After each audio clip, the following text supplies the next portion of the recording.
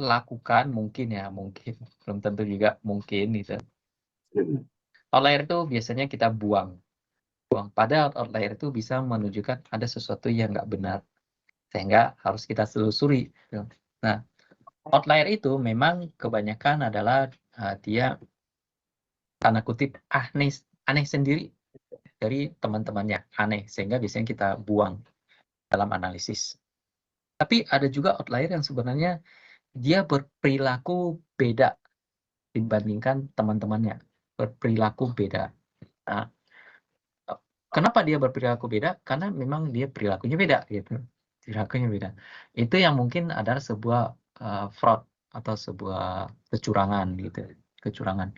Jadi penyebab outlier itu ada karena human error, itu mungkin iya menyebabkan si data itu beda signifikan. Misal Productivity PC2000 tuh kalau secara teori dihitung maksimal 1.300, tapi ada yang input datanya 2.000. Nah, itu sampah itu outlier benaran.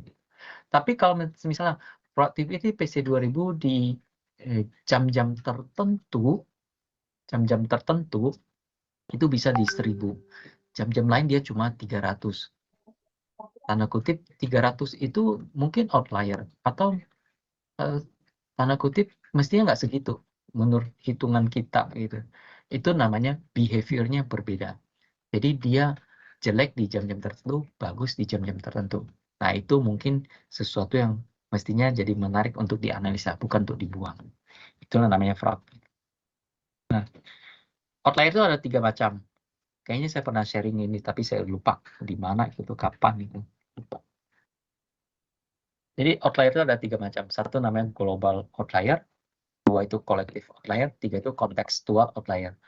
Global outlier, tanda kutip, global outlier atau poin anomali, jadi titiknya anomali itu. Secara datanya salah, secara data salah. Berbeda dengan kolektif dan kontekstual.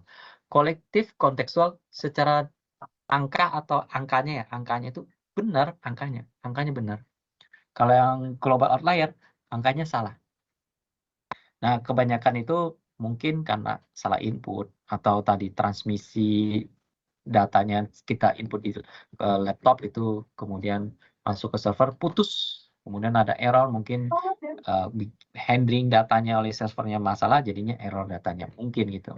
Nah, mungkin. Contoh misalnya tinggi manusia 3,5 meter mungkin nggak ada kali ya. Atau overtime operator 20 jam per hari ya mungkin nggak ada kali. Paling operator kerjanya maksimal 13 jam. Gitu. Tapi ada yang catatan sampai 20 jam, itu outlier. Itu tanda kutip. Benar outlier, datanya pasti salah. Gitu. Nah, kalau si kolektif sama kontekstual, datanya benar, tapi perilakunya yang salah. Datanya benar, perilakunya salah. Kolektif misalnya, kolektif. Kalau kolektif itu cenderung, dia datanya benar, tapi dia namanya kolektif. Kolektif itu berarti barang-barang berjamaah gitu. Online itu berjamaah. Misal transaksi di jam tertentu atau di tanggal tertentu lagi ramai, misalnya Harbolnas kemarin itu tanggal berapa saya lupa, tiba-tiba transaksinya ramai banget, jadi volumenya gede banget gitu, jumlah transaksinya atau nilai transaksinya. Tapi di hari-hari lain itu biasa-biasa aja. Itu namanya collective outlier, jadi dia terjadi di waktu-waktu tertentu gitu. Contoh lain misalnya di jam-jam mendekati jam kritis berarti di antaranya jam istirahat, jam shift, jam sholat. Speed dump truck itu cenderung merendah gitu. Angkanya sih benar 13 gitu. 13 tuh di jam-jam lain sih bisa terjadi. Tapi kalau dia kompak di sekitar 13-15, berarti itu ada collective outlier. Jadi mereka melakukan kejahatan itu berjamaah. Gitu. Nah, kita lagi namanya contextual outlier. Contextual outlier itu angkanya benar, tapi tergantung konteks gitu. Kalau di waktu tertentu dia nilainya benar, waktu lain tuh nilainya salah gitu. Contoh misalnya di musim panas itu kan mestinya suhunya panas ya, 30 sampai 40. Tapi kalau misalnya dia mencatat suhunya 10 derajat Celcius, ada yang aneh. Kenapa di situ 10 derajat Celcius? Apakah tiba-tiba ada bongkahan es yang jatuh dari langit? Atau di situ memang sengaja dibikin ruang pendingin gitu mungkin, maka itu namanya contextual outlier. Dia di situasi tertentu angka itu bisa di-accept, di situasi lain dia tidak bisa di-accept, tapi secara angkanya benar gitu. Misal lagi, misal shift malam gitu, shift malam. Shift malam itu ada catatan data produksi jamnya itulah 08 itu. 08 itu kan kalau di shift 1 benar 08 itu ada shift pagi. Tapi karena dicatatnya di shift malam 08 itu jadi salah, secara konteks dia nggak benar. Itu. Jadi ada namanya point anomaly atau golongan outlier, ada kolektif, ada kontekstual. Nah, mencari outlier itu banyak cara gitu. Nah, menggunakan grafik, jadi menggunakan visual dari matanya kita, kemudian menggunakan statistika, kemudian menggunakan threshold gitu. Threshold saya ceritakan, oh ada, oke.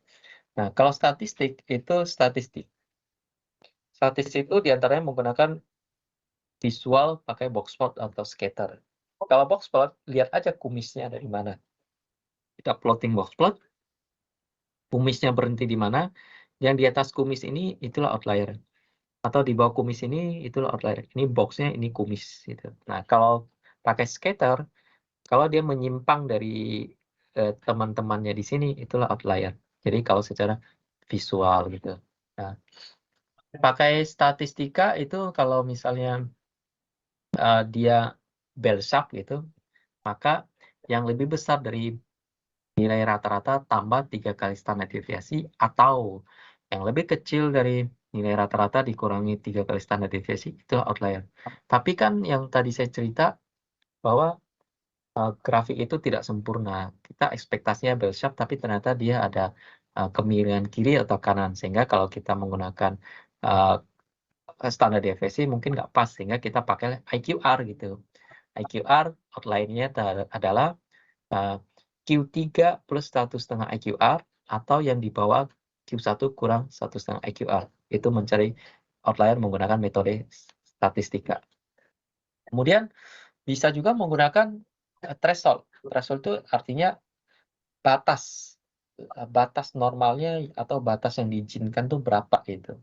Caranya ada dua gitu. Dengan satu, tanya kepada orang yang sudah tahu, atau buka aja handbook gitu, atau referensinya dari mana gitu. Cari referensi. Misal yang di bawah itu. Kapan sih dump truck kita dikatakan outlier kalau ngisi fuel? Caranya aja di handbooknya dia. Tangkinya dump truck ada 785, kapasitasnya berapa sih? Misal 1320. Misal ya, 1300 kalau di sini, 1300.